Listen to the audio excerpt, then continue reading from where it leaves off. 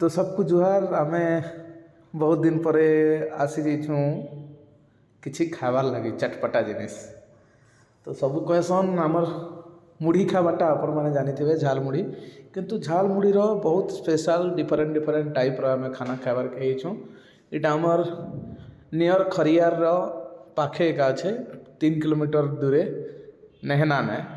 बहुत लोग इन भीड़ हेसी। तो आम स्पेशली आम पलि 3 जन सांग आउ इन लोचन मुई आउ अछन रूपेश। तो फुल वीडियो आपण मैंने देखुन निहाती भावे केते प्रकार आइटम इन रखाई छे, पापड़ मिक्सचर तारपरे आपणकर मक्का चिप्स तार संगे एक्स्ट्रा जेनटा इनर यूनिक रोचे यूनिक जिनिस होचे जेनटा कि जे पापड़ रोचे, पापड़ रे इन फ्रूट्स रोचे, ड्राई फ्रूट्स रोचे, बहुत डिफरेंट टाइप यूनिक टाइप खाना इन माने जेनटा चटपटा खाना बनाऊे। तो निहाती भाव आपण मैंने देखिपे ठंडार मौसम ठंडा ठंडा पाग है, ठंडा पाग ने आमर गोटे मज मजलिस करवार के आ रूपेश देखुन केन्ता हाय करुचे खाली सब बेले मोबाइल ने बिजी।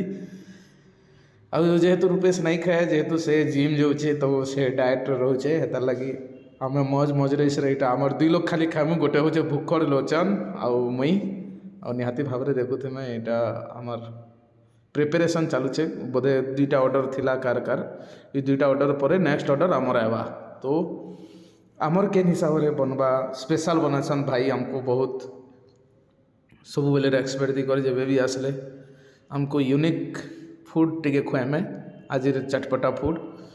कथार तो अच्छे भाई सकाल सकाल मुढ़ी नहीं हेले टिके आमर पश्चिम ओडिशा रे मजा नहीं लगे केनसी जिनिस रे भी निहाती भाव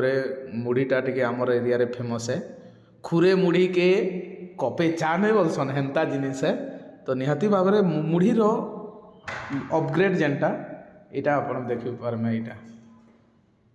आउ निहाती भाव यहाँ आमर गोटे हो जाइए यहाँ मुढ़ी यहाँ बेल मुढ़ी बनी जाइए ना। तो एक्चुअली टिके खाईदमा देखमा केनता अच्छे टेस्ट आसन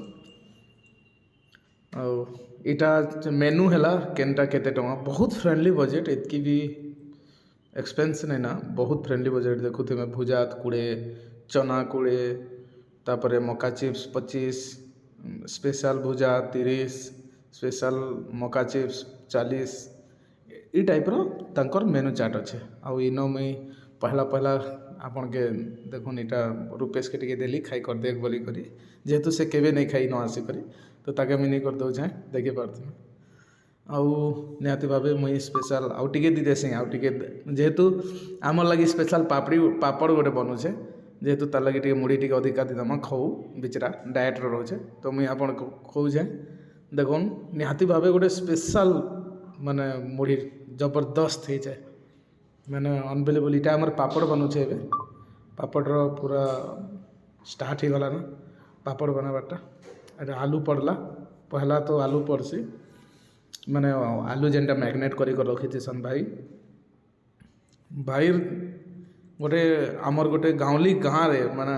टाउन रो पूरा बाहर भी फिर भी टाउन रो लोग बहुत भीड़ सन इन आसिक सेटा गोटे स्पेशल खासियत है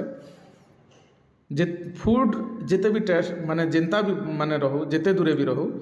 किंतु टेस्ट रहे नहीं क्या 5 किलोमीटर जाकर भी खाबार लगे मजा गोटे अलग है। तो यहाँ देखी पार्थे ना मसला फसला तांकर जहाँ जहाँ पकेसन मुई तो नहीं जाने इतकी से पूरा पकई चली छन एवं यहाँ मक्का चिप्स पकेले तो निहाती भाव आउ काଣା पकाउछन देखमा गोटे सुंदर पापड़ीटे यहाँ माने स्पेशल इन आपणकर सेवाई पड़सी सेब पड़सी फ्रूट सेब तारपरे अनार पड़ुछे इन बीट पड़ुछे गाजर पड़ुछे तारपरे नड़ियार से छोटिया छोटियाटा पूरा डिफरेंट यूनिक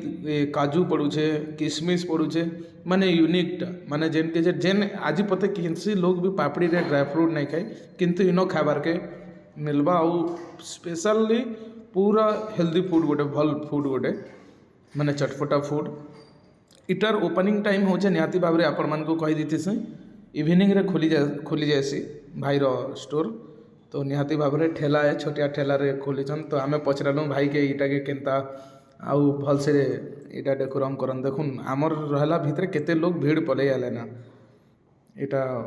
अनार जेनटा कहूली अनार पड़ुछे देखुन निहाती भाव रे निहाती भावे टिके देखमा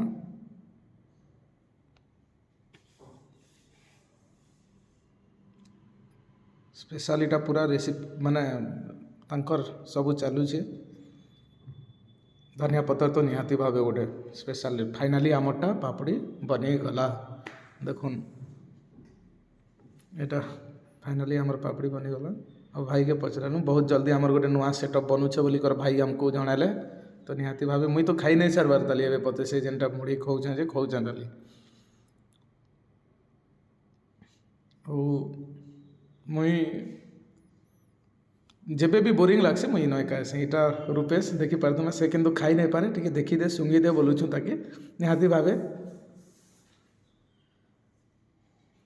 से जेहेतु डाएट रे अच्छे जिम बॉय कि नहीं बॉडी फॉडी बनाऊे क्या जबरदस्ती करमा पिला के भाई है आ निहाती भाव में फाइनाली लोचन हाथे पापड़ी पड़गला देखमा